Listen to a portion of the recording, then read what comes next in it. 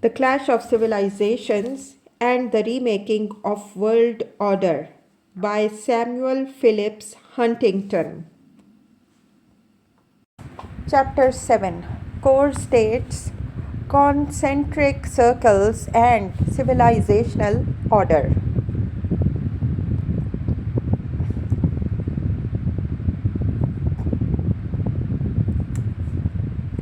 Russia and its near abroad. The successor to the Tsarist and Communist empires is a civilizational bloc, paralleling in many respects that of the West in Europe. At the core of Russia, the equivalent of France and Germany, is closely linked to an inner circle, including the two predominantly Slavic Orthodox republics of Belarus and Moldova. Kazakhstan, 40% of whose population is Russian, and Armenia, historically a close ally of Russia. In the mid 1990s, all these countries had pro Russian governments which had generally come to power through elections. Close but more tenuous relations exist between Russia and Georgia, overwhelmingly Orthodox, and Ukraine, in the large part Orthodox, but both of which also have strong senses of national identity and past independence.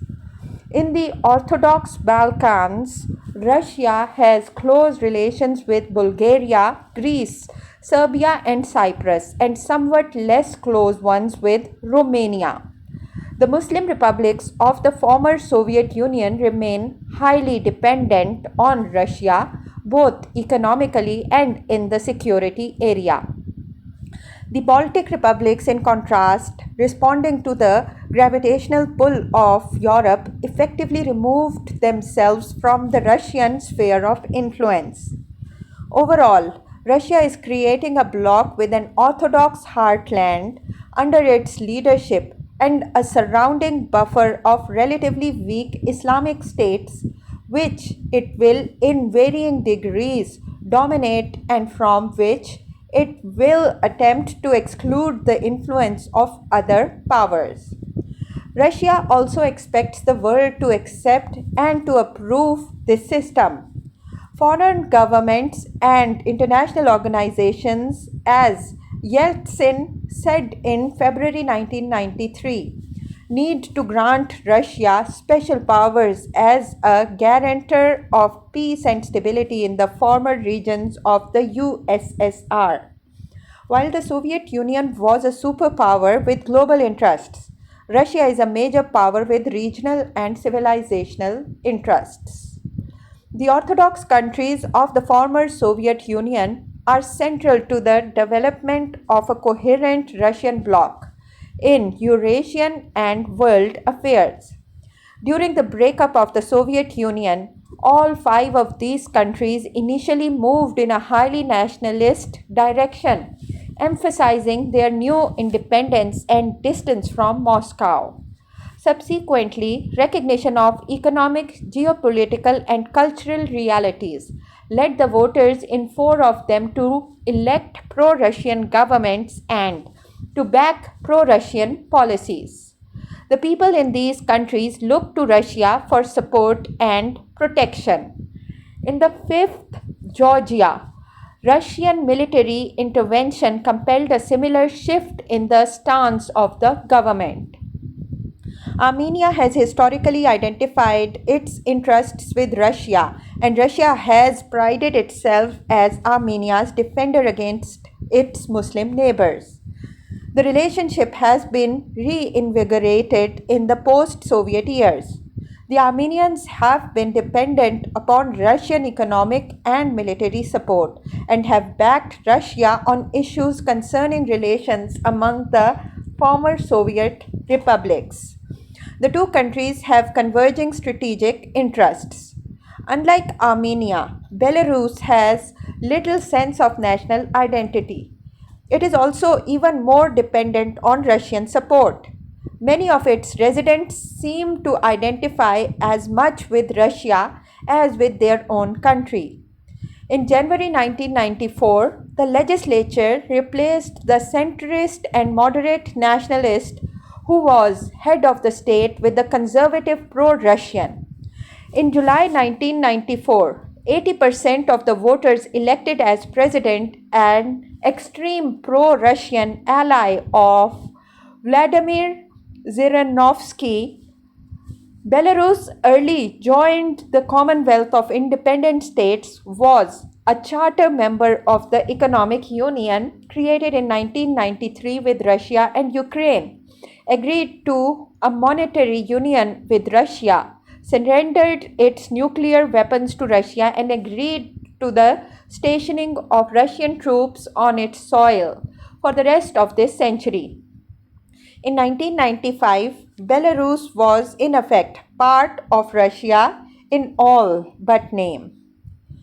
After Moldova became independent with the collapse of the Soviet Union, many looked forward to its eventual reintegration with Romania.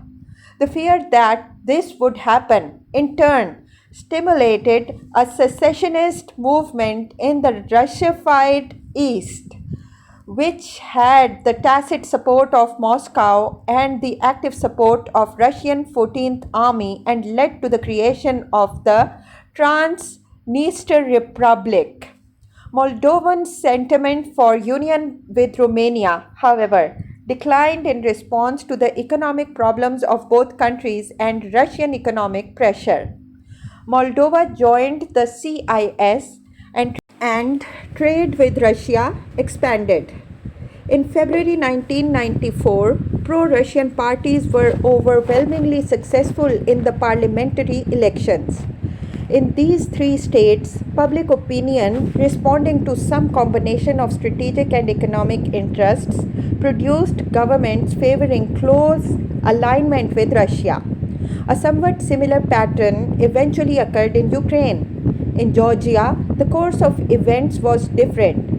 Georgia was an independent country until 1801, when its ruler, King George XIII, asked for Russian protection against the Turks. For 3 years after the Russian Revolution, 1918 to 1921, Georgia was again independent, but the Bolsheviks forcibly incorporated it into the Soviet Union. When the Soviet Union ended, Georgia once again declared independence.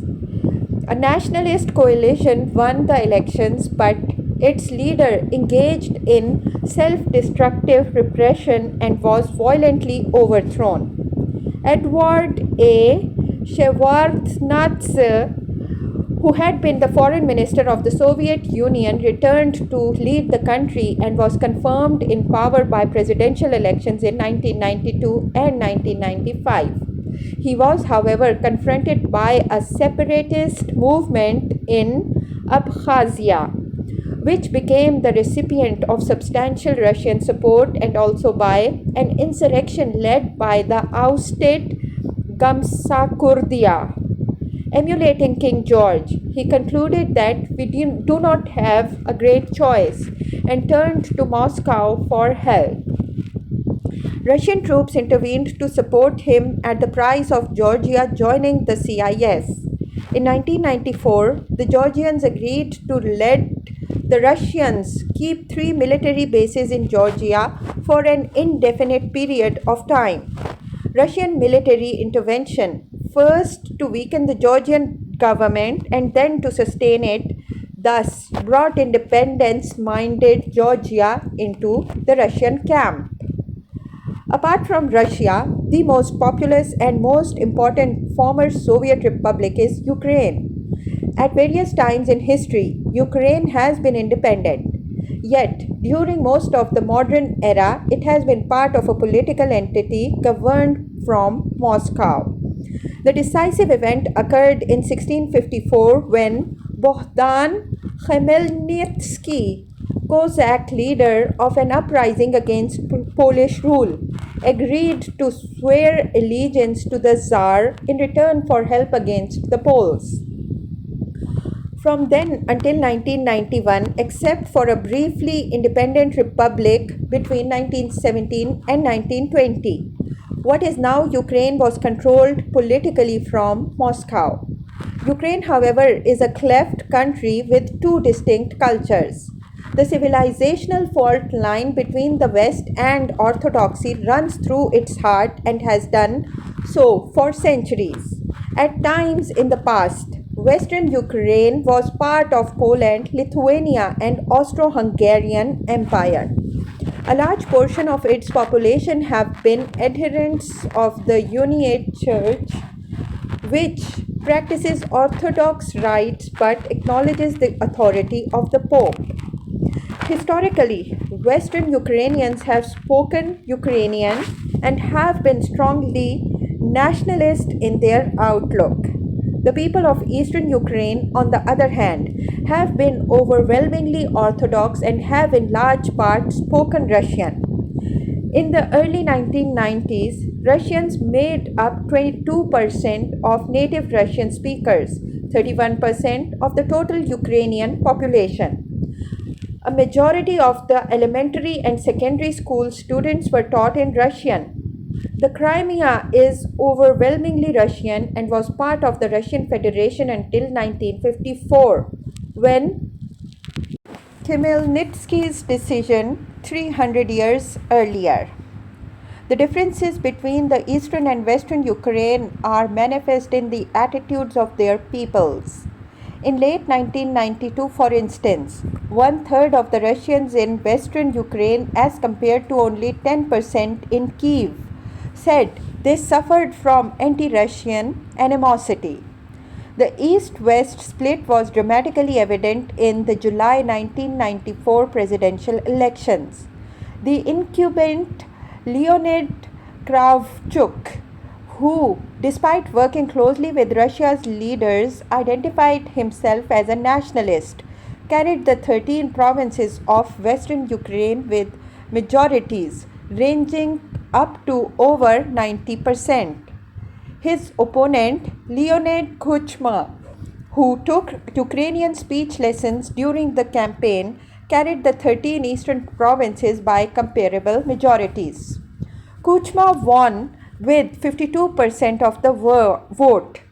In effect, a slim majority of the Ukrainian public in 1994 confirmed Khmelnytsky's choice in 1654. The election, as one American expert observed, reflected, even crystallized, the split between Europeanized Slavs in western Ukraine and the Russo-Slav vision of what Ukraine should be. It's not ethnic polarization so much as different cultures.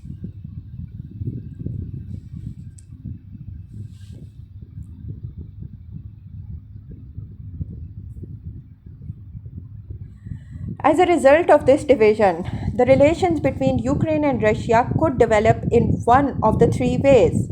In the early 1990s, critically important issues existed between the two countries concerning nuclear weapons, Crimea, the rights of the Russians in Ukraine, the Black Sea Fleet, and economic relations.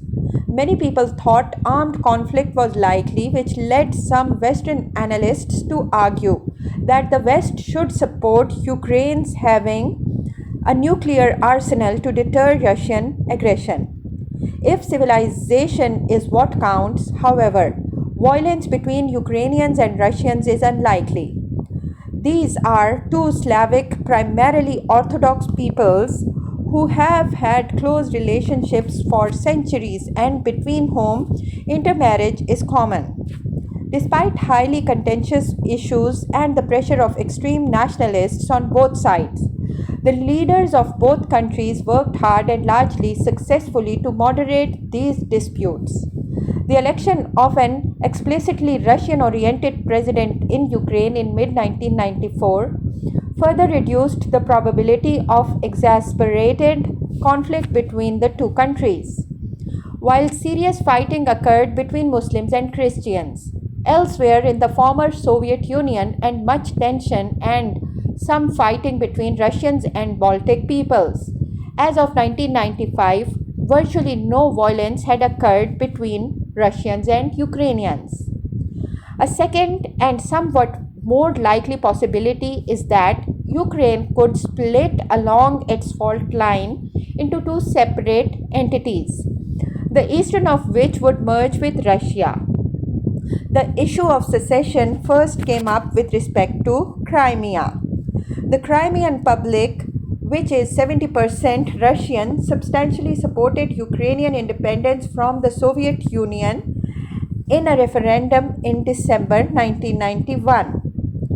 In May 1992, the Crimean parliament also voted to declare independence from Ukraine and then, under Ukrainian pressure, rescinded that vote.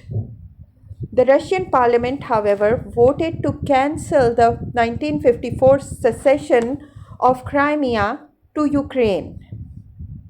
In 1994, in January, Crimeans elected a president who had campaigned on a platform of unity with Russia. This stimulated some people to raise the question, will Crimea be the next Nagorno-Karabakh or Abkhazia? The answer was a resounding no, as the new Crimean president backed away from his commitment to hold a referendum on independence and instead negotiated with the Kiev government. In May 1994, the situation heated up again, and when the Crimean parliament voted to restore the 1992 constitution, which made it virtually independent of Ukraine. Once again, however, the restraint of Russian and Ukrainian leaders prevented this issue from generating violence, and the election 2 months later of the pro-Russian Kuchma as Ukrainian president undermined the Crimean thrust for succession. That election did, however, raise the possibility of the western part of the country seceding from a Ukraine that was drawing closer and closer to Russia. Some Russians might welcome this. As one Russian general put it, Ukraine or Eastern Ukraine will come back in 5, 10 or 15 years. Western Ukraine can go to hell. Such a rump, uniate and Western-oriented Ukraine, however, would only be viable if it had strong and effective Western support. Such support is, in turn, likely to be forthcoming only if relations between the West and Russia deteriorated seriously and came to resemble those of the Cold War. The third and more likely scenario is that Ukraine will remain united, remain cleft, remain independent, and generally cooperate closely with Russia. Once the transition questions concerning nuclear weapons and military forces are resolved, the most serious longer-term issues will be economic, the resolution of which will be facilitated by a partially shared culture and close personal ties. The Russian-Ukrainian relationship is to Eastern Europe. John Morrison has pointed out what the Franco-German relationship is to Western Europe. Just as the latter provides the core of the European Union, the former is the core essential to unity in the Orthodox world. Greater China and its co-prosperity sphere. China historically conceived itself as encompassing a Sinic zone, including Korea, Vietnam, and Liuqiu Islands, and at times Japan, an inner-Asian zone of non-Chinese Manchus, Mongols, Uyghurs, Turks, and Tibetans, who had to be controlled for security reasons, and then an outer zone of barbarians, who were nonetheless expected to pay tribute and acknowledge China's superiority. Contemporary Sinic civilization is becoming structured in a similar fashion. The central core of Han China, outlying provinces that are part of China but possess considerable autonomy. Provinces legally part of China but heavily populated by non-Chinese people from other civilizations. Tibet, Xinjiang. Chinese societies, which will or are likely to become part of Beijing centered China on defined conditions. Hong Kong, Taiwan. One predominantly Chinese state increasingly oriented toward Beijing, Singapore. Highly influential Chinese populations in Thailand, Vietnam, Malaysia, Indonesia, and the Philippines. And non Chinese societies, North and South Korea, Vietnam, which nonetheless share much of China's Confucian culture. During the 1950s, China defined itself as an ally of the Soviet Union. Then, after the Sino Soviet split, it saw itself as the leader of the Third World against both the superpowers, which produced substantial costs and few benefits. After the shift in the US policy in the Nixon administration, China sought to be the third party in the balance of power game with the two superpowers, aligning itself with the United States during the 1970s when the United States seemed weak, and then shifting to a more equidistant position in the 1980s as the US military power increased and the Soviet Union declined economically and became bogged down in Afghanistan. With the end of the superpower competition, however, the China card lost all value and China was compelled once more to redefine its role in world affairs. It set two goals to become the champion of Chinese culture, the core state civilizational magnet towards which all other Chinese communities would orient themselves, and to resume its historical position, which it lost in the 19th century as the hegemonic power in East Asia. These emerging roles of China are seen in, first, the way in which China describes its position in world affairs. Second, the extent to which overseas Chinese have become involved economically in China. And third, the increasing economic, political, and diplomatic connections with China of the three other principal Chinese entities, Hong Kong, Taiwan, and Singapore, as well as the enhanced orientation towards China of the Southeast Asian countries where Chinese have significant political influence. The Chinese government sees mainland China as the core state of a Chinese civilization towards which all other Chinese communities should orient themselves. Having long since abandoned its efforts to promote its interests abroad through local communist parties, the government has sought to position itself as the worldwide representative of Chineseness. To the Chinese government, people of Chinese descent, even if citizens of another country, are members of the Chinese community and hence in some measure subject to the authority of the Chinese government. Chinese identity comes to be defined in racial terms. Chinese are those of the same race, blood, and culture, as one PRC scholar put it. In the mid 1990s, this theme was increasingly heard from governmental and private Chinese sources. For Chinese and those of Chinese descent living in non Chinese societies, the mirror test thus becomes the test of who they are. Go look in the mirror is the admonition of Beijing oriented Chinese to those of Chinese descent trying to assimilate into foreign societies. Chinese of the diaspora, that is, Huaren, or people of Chinese origin, as distinguished from Chongguoren, or people of the Chinese state, having increasingly articulated the concept of cultural China as a manifestation of their Gongxi or common awareness. Chinese identity, subject to so many onslaughts from the West in the 20th century, is now being reformulated in terms of the continuing elements of Chinese culture. Historically, this identity has also been compatible with varying relationships to the central authorities of the Chinese state. This sense of cultural identity, both facilitates and is reinforced by the expansion of the economic relationships among the several Chinas, which in turn have been a major element promoting rapid economic growth in mainland China and elsewhere, which in turn has provided the material and psychological impetus to enhance Chinese cultural identity.